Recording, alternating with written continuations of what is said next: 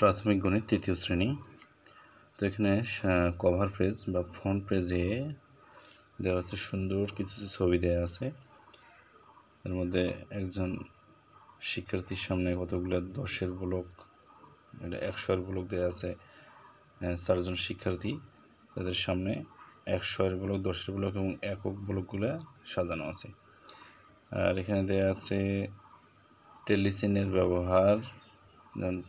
লাল রঙের 5টি এখানে পাকা আপেল, তারপরে এখানে 4টা দেওয়া আছে কলা, তারপরে দেওয়া আছে 6টি কমলা লেবু, আর আনারস দেওয়া আছে এখানে 7টি, 1 2 3 4 5 6 7। এখানে আবার পরিমাপ করা হচ্ছে। এখানে 2টা পেঁপে।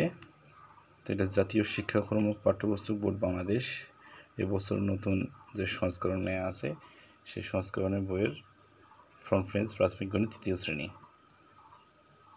তাহলে বরাবরই শিল্প সম্পাদনা আছে হাশেম খান। আর এখানে আমরা দেখি যে সূচিপত্রে কী দেওয়া আছে, অধ্যায়গুলো কী কী। তার আগে এখানে চরিত্র প্রতীকের ব্যাখ্যা। চরিত্র 2জন দেওয়া আছে, একটা আছে রাফি আর তুলি আর টিয়া পাখি।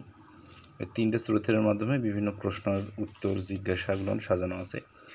তো 2 নম্বর বলছে পাঠে কিছু প্রতীক ব্যবহার করে ধাপগুলো নির্দেশ করা হয়েছে। এই যে প্রশ্নবোধক চিহ্ন দ্বারা মূল প্রশ্ন, চলো আমরা সবাই মিলে সমাধান করি। তারপরে এইখানে যেটা দেওয়া আছে হালকা শ্বেতা রঙের যে কাজ, এটা কাজ হলো চলো আমরা সহপাঠী শিক্ষকের সঙ্গে আলোচনা করে সমাধান করি। তারপর যে অনুশীলন, যৌক্তিকভাবে চিন্তা করে সমাধান করি, প্রয়োজনে সহপাঠীর সঙ্গে আলোচনা করি ও শিক্ষকের সহায়তা নেই। আর সবশেষে যেটা দেওয়া আছে নিজে করা, চলো আমরা নিজে করি এবং নিজে নিজে সমাধান করি। তো এখানে সূচিপত্র, যেটা এখানে আলোচ্য বিষয় আছে সূচিপত্র। প্রথম যেটা দেওয়া আছে 1 সংখ্যা, প্রথম অধ্যায় হচ্ছে এখানে সংখ্যা, দ্বিতীয় অধ্যায় হচ্ছে যোগ, তৃতীয় অধ্যায় বিয়োগ, চতুর্থ অধ্যায় দেওয়া আছে যোগ বিয়োগের মধ্যে সম্পর্ক, অর্থাৎ যোগ বিয়োগ সংক্রান্ত যে বিভিন্ন অঙ্কগুলো বাচ্চারা অনুশীলনের মাধ্যমে এগুলো শিখবে।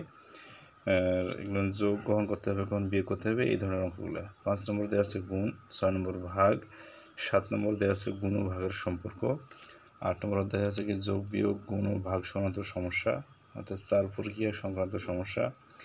9 নম্বর দেওয়া আছে ভগ্নাংশ, 10 আছে বাংলাদেশি মুদ্রা, 11 দেওয়া আছে পরিমাপ, 12 জ্যামিতি, আর 13 হচ্ছে উপাত্ত সংগ্রহ বিন্যস্তকরণ। এই 1 থেকে 13টি অধ্যায়ের এই বিষয়গুলো আর কি আলোচনা করা হয়েছে। শিক্ষার্থীদের মানসিক বিকাশ এবং সেই সঙ্গে তারা যাতে এই বিষয়গুলো সম্পর্কে আত্মস্থ থাকতে পারে, বাস্তবিক জীবনে প্রয়োগ করতে পারে, এই অনুযায়ী এই নতুন সংস্করণের বইগুলো সাজানো হয়েছে। তো এটা হচ্ছে সূচিপত্র বিষয়ক আলোচনা। পরবর্তীতে আমরা এখানে এই ইউটিউব চ্যানেলের মাধ্যমে বিভিন্ন বিষয় অধ্যায়ভিত্তিক আলোচনা করা হবে।